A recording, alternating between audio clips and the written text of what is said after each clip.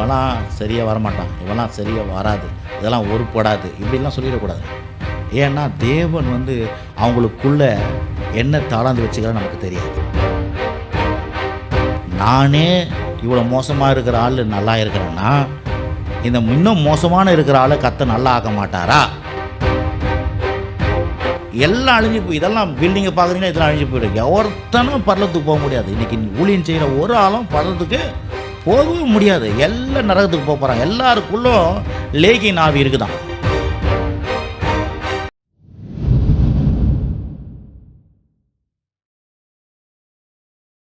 நம்முடைய ஒரு ராஜ்யத்தின் பிள்ளைகளாக இருக்குது. அப்படினால எந்த காரியத்தையும் நம்ம என்ன பண்ணக்கூடாது, நிதானிக்க சொல்லிடக்கூடாது.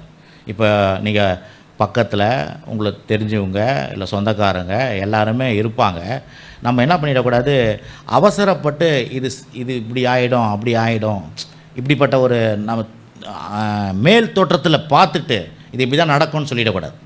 ஏன்னா இங்கே சொல்லப்பட்டிருக்குது, தீர்ப்பு சொல்லாதிருங்கள். ஏன்னா இவெல்லாம் சரியாக வரமாட்டான், இவெல்லாம் சரியாக வராது, இதெல்லாம் உருப்படாது, இப்படிலாம் சொல்லிடக்கூடாது.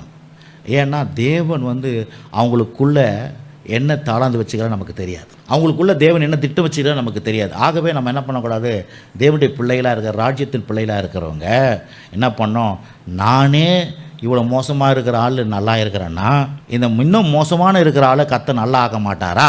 விளங்குது நான் சொல்கிறது? அதை தான் இங்கே பவுல் சொல்கிறாரு. அதனால் கர்த்தர் வரும்பொழுதும் நீங்கள் காலத்துக்கு முன்னே யாதொன்றை குறித்து தீர்ப்பு சொல்லாதிருங்கள். அப்படின்னா அவன் நேற்று பாருங்கள், முந்த நாள் காரில் போயிருந்தேன், ஒரு டிரைவர் என்னை வந்து கேட்டார், பாஸ்டர்ன்னு சொல்லிட்டு சொன்னேன். பார்த்தீங்கன்னா இங்கே நான் போய் இறங்குற வரைக்கும் என்னை பேசவே விடல.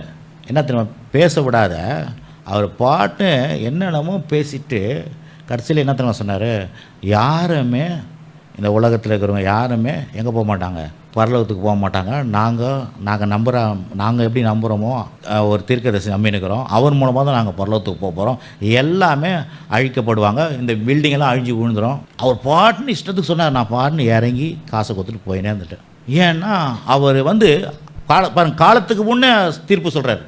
எல்லாம் அழிஞ்சு போய் இதெல்லாம் பில்டிங்கை பார்க்குறீங்கன்னா இதெல்லாம் அழிஞ்சு போயிடும். ஒருத்தனும் பரலத்துக்கு போக முடியாது. இன்றைக்கி ஊழியம் செய்கிற ஒரு ஆளும் பரலத்துக்கு போகவே முடியாது. எல்லாம் நரகத்துக்கு போக போகிறாங்க. எல்லாருக்குள்ளும் லேகின் ஆவி இருக்குதான். நான் போன வாரம் எடுத்தேன் பாருங்கள். அதை இந்த வாரம் ஒரு ஆள் டிரைவர்கிட்ட கேட்டேன். 25 நிமிஷம் 25 நிமிஷம் ½ hour இருக்குமா, 49 நிமிஷம் உட்காந்து போனேன். நான் ஒன்றும் சொல்லலை. அவர் ஏன்னா அவர்கிட்ட ஒன்றும் பேச முடியாது. சொல்லிவிட்டு அவர் போய்ட்டு தேங்க்ஸ் பிரதர்ன்னு சொல்லிட்டு காசை கொடுத்துட்டு போயினே இருந்தேன். போய் வண்டி ஏறினேன், ட்ரெயின் ஏறினேன். அப்படின்னா அவங்க என்ன பண்ணுறாங்க, இந்த மாதிரி வேத வசனத்துக்கு புறமாக நம்ம சொல்கிறோம். ஏன்னா இதெல்லாம் இப்படி நடக்க போகுதுன்னு சொல்லிடுறோம். ஆனால் வேத வசனம் சொல்லுது, காலத்துக்கு முன்னே எதையும் தீர்ப்பு சொல்லாதிருங்கள். யாரையுமே காலத்துக்கு முன்னே தீர்ப்பு சொல்லாதிருங்கள். இருள் மறைந்திருக்கு அவர் வெளியரங்கமாக்கி இருதயங்களின் யோசனை வெளிப்படுத்துவார், அப்போது அவனுக்குரிய புகழ்ச்சி அவனால் உண்டாகும். அப்படின்னா சில காரியம் நமக்கு தெரியலன்னா தெரியலன்னு சொல்லிடணும், தெரியலன்னா தெரியலன்னு சொல்லிடணும். தெரியாதுன்னு சொல்கிறது தப்பா இல்லைங்களா? தப்பு கிடையாது. தெரியாதுங்க, தெரிஞ்சதை மட்டும். இப்போ கூட உங்ககிட்ட யாராவது சத்தியத்தை பற்றி கேட்டால் தெரிஞ்ச வரைக்கும் பேசுங்க, தெரியலன்னா தெரியலன்னு சொல்லிடணும். அப்போ தான் நம்ம கற்றுக்க முடியும். நம்ம தெரிஞ்ச மாதிரி நடந்துட்டோமா கற்றுக்க முடியாது, அல்லது தெரிஞ்ச மாதிரி நம்ம ஏதாவது சொல்லிட்டோமா மற்றவங்களை நம்ம தப்பான விதத்தில் வழி நடத்திடுவோம். ஒரு உதாரணத்துக்கு, இப்போ உங்கள்கிட்ட வந்து ஒரு அட்ரஸ் கேட்குறாங்க, உங்களுக்கு அட்ரஸ் தெரியாது, என்ன பண்ணுவீங்க நீங்கள்? சில பேர் அட்ரஸ் தெரியாதுன்னா தப்பாக நினைக்க போகிறாங்கன்னு சொல்லிட்டு லெஃப்ட்டு போங்க, ரைட்டு போங்க, லெஃப்ட்டு போங்கன்னு சொல்லி அலைய விட்டுடுவோம். அதுக்கப்புறம் போய் நான் பிறகு பார்த்தா இருக்கிற இடத்துல தான் இருக்கும். அது அப்புறம் பார்த்திங்கன்னா நம்ம தப்பாக. அந்த மாதிரி நம்முடைய வாழ்க்கையில் சத்தியத்தை தெரிஞ்சு வச்சிங்கன்னா தெரிஞ்ச வரைக்கும் நம்ம சொல்லணும் மொழிய, தெரியாதது தெரியல சார், அவ்வளோதான். அதை தான் இங்கே இந்த வசனம் சொல்லுது. தெரியாதுன்னு சொல்லிவிடுங்க, தெரிஞ்சதை கரெக்டாக கற்றுக் கொடுங்க. அதே நேரத்தில் காலத்துக்கு முன்னே தீர்ப்பு சொல்லாதீங்கன்னா எதையுமே தெரியாத இப்படி நடக்க போது சொல்லிகிட்டே சொல்லக்கூடாது. பார்த்தீங்கன்னா அன்றைக்கி அந்த ஆள் அப்படி தான் பேசிட்டு போன அந்த டிரைவர்.